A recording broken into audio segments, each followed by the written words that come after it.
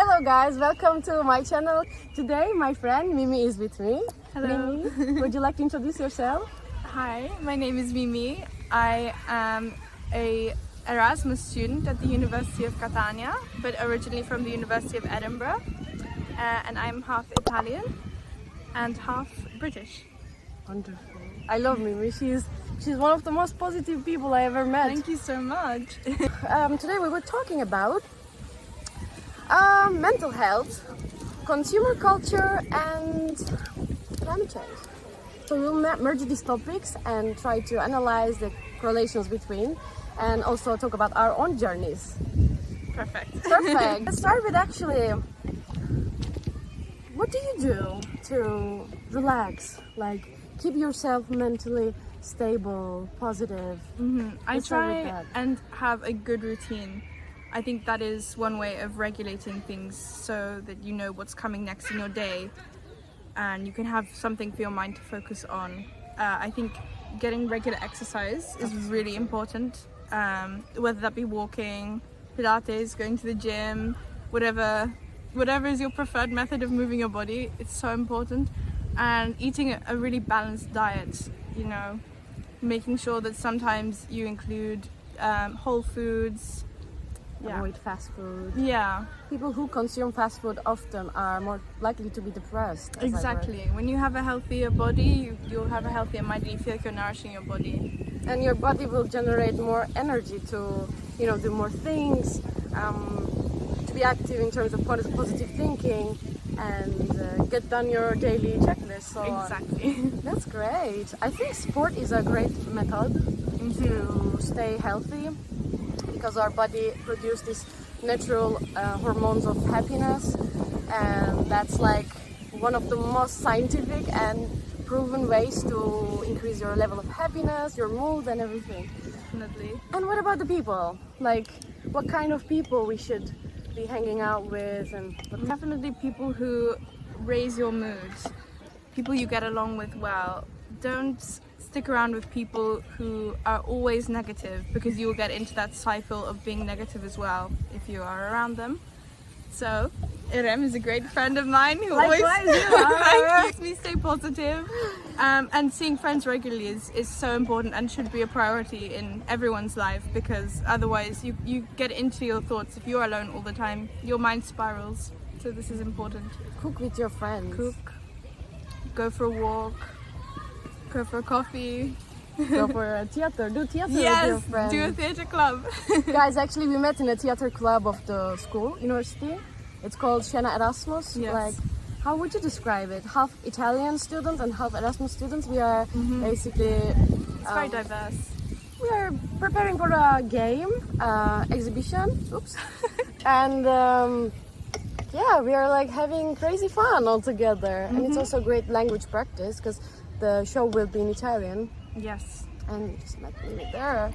exactly. It's a great way to form connections, friendships, and improve your confidence. I went there mainly to push myself. Exactly. Yeah. What about modern life anxiety? Like, also I want to dive into a bit of like consumer culture of our contemporary world and how do you feel about it? For example, social media. This kind of components of our daily life, it makes us more vulnerable for comparison, unsatisfaction, and endless push for consuming more goods and services, products, Yeah. and there is no end. What about that? Yeah, I think social media has definitely put a new phase on our mental health for sure, because before there would be triggers of anxiety, say school, but now it's on your phone, so even when you come back from school it's still there. It sort of invades your places that you have comfort and security in, like even your own bed. And sometimes you just have to be strict and switch off or limit yourself on the apps for the sake of your mental health, especially with comparison to other people, because that is what a lot of social media is, whether it's looks, achievements with academics or holidays, money.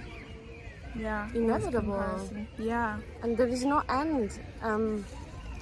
And it makes us also push so much to consume more more clothes, more skincare products, more, I don't know, house decoration things, goods and services.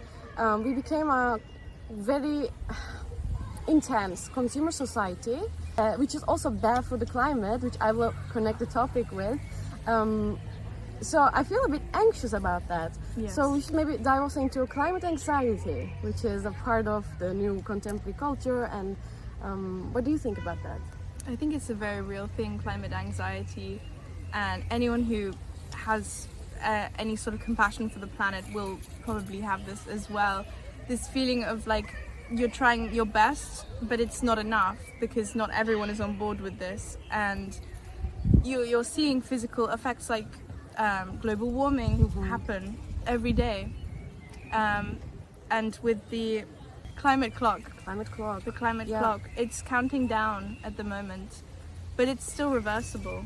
Kind of, I'm protesting this contemporary culture of consumers. I mean, we are all consumers, and it's kind of inevitable. But just maybe the amount is excessive at the moment, and as we have the clock clogging down to calling for action in terms of climate. At a political level, not only international but also individual basis, because all of us have something to do, and that makes me so anxious.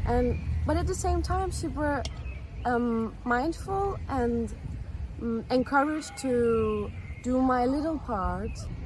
Yeah, I think we should be super aware and willing to contribute. And most people believe that they don't have individual power to change things. Yeah. What do you think? But they really do. Yeah, I think you can get into this, again, with social media, a negative headspace, because you see all these news articles about like, oh, like the ice caps are melting, and it does put you in like a really depressive state of like, oh, there's nothing we can do. But there are many things that we can do.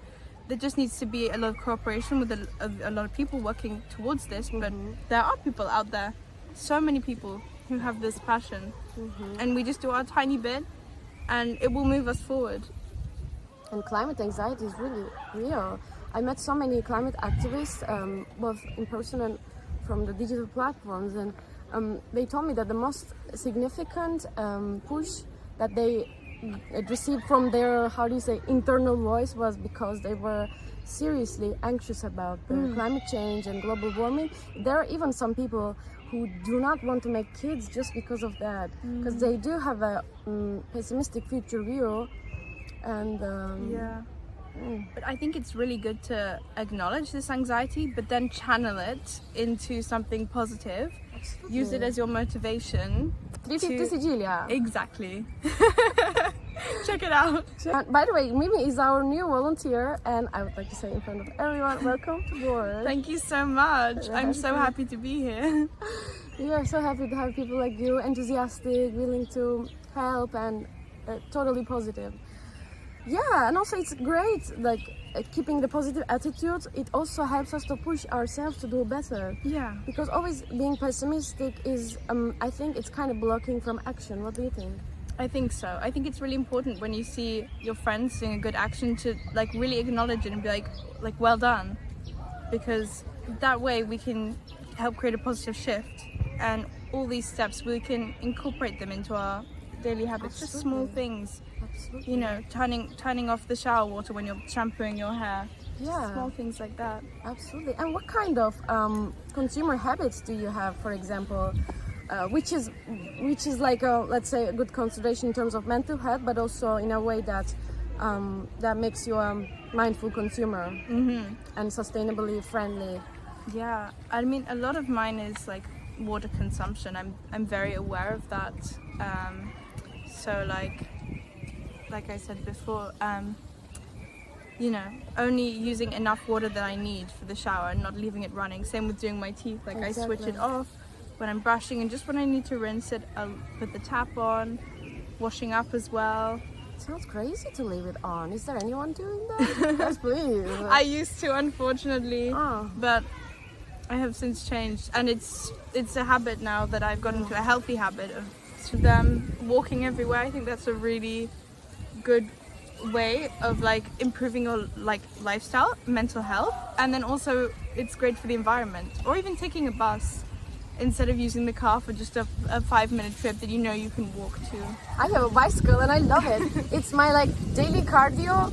Plus, I mean, we do live in a small city. Catania is a very small Yes. city that your public transport dependency and to a car, let's say, is minimum. So exactly, walking and cycling is a great alternative. But also metro in bigger cities. Yes, They have a metro. lot of connections. And they're of also course- punctual. Yes, yeah. I mean, sometimes using a car is inevitable. Absolutely. As a second habit, I would maybe add second-hand clothing. I mentioned it previously in my other videos and 350 channels. That's really important for me, guys. I kind of protest fast fashion and this endless production of clothing that is ending up in somewhere in Africa, which are produced by using child labor or anything. Like, I just don't. Same applies even the technology devices, I think, but mainly the fast fashion, let's say. I just switched to second-hand clothing some years ago, which is incredibly cheaper. Like, you don't have to give up your passion because Yes. of that. Because I like fashion, I really like new clothes, but in a way that I was thinking, how can I switch it to environmentally friendly way? And that's how I met second-hand clothing.